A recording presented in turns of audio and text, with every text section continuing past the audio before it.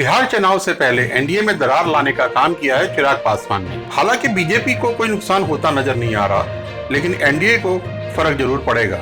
वैसे भी बिहार में कुछ लोग दबी जुबान में नारा दे रहे हैं, मोदी तुझसे बैर नहीं, नीतीश तेरी खैर नहीं। चिराग पासवान को मनचाही सीटें न मिलने के कारण उन्होंने ऐलान किया है कि वह अपनी पार्टी नीतीश के खिलाफ चुनाव लड़ेगी और 143 सीटों पे अपने उम्मीदवार खड़े करेगी।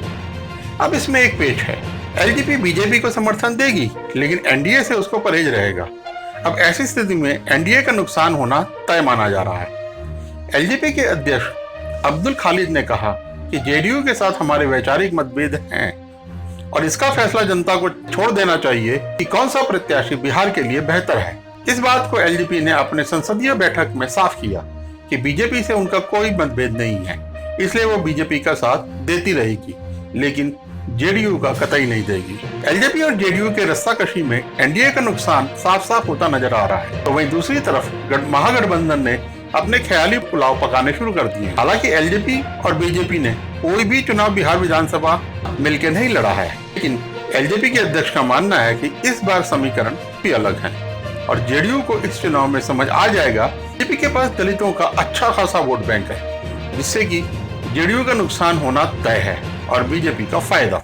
वैसे आपको बता दें, बिहार में दलित समुदाय की आबादी तो करीब 17% है, लेकिन दुसाध जाति का वोट करीब 5% है, जो एलजेपी का कोर वोट बैंक माना जाता है। 2015 के चुनाव में एनडीए में रहते हुए एलजेपी ने 42 सीटों पर प्रत्याशी उतारे थे, जिसमेम महज 2 विधायक जीते थे। हालांकि एलजेपी को इन सीटों पर 28.79% वोट मिले थे, जो कि राज्य स्तर पर 4.83% है, जबकि 2005 के विधानसभा चुनाव में एलजेपी को राज्य में 11.10% वोट मिले थे। ऐसे में एलजेपी ने एनडीए से अलग होने से जेडीयू को चुनाव में करीब 5% वोट का नुकसान सीधे तौर पर उठाना पड़ सकता है। वहीं बीजेपी की सीटों पर एलजेपी और जेडीयू दोनों का सहयोग रहेगा, जिससे निजी तौर पर उसे फायदा मिलेगा।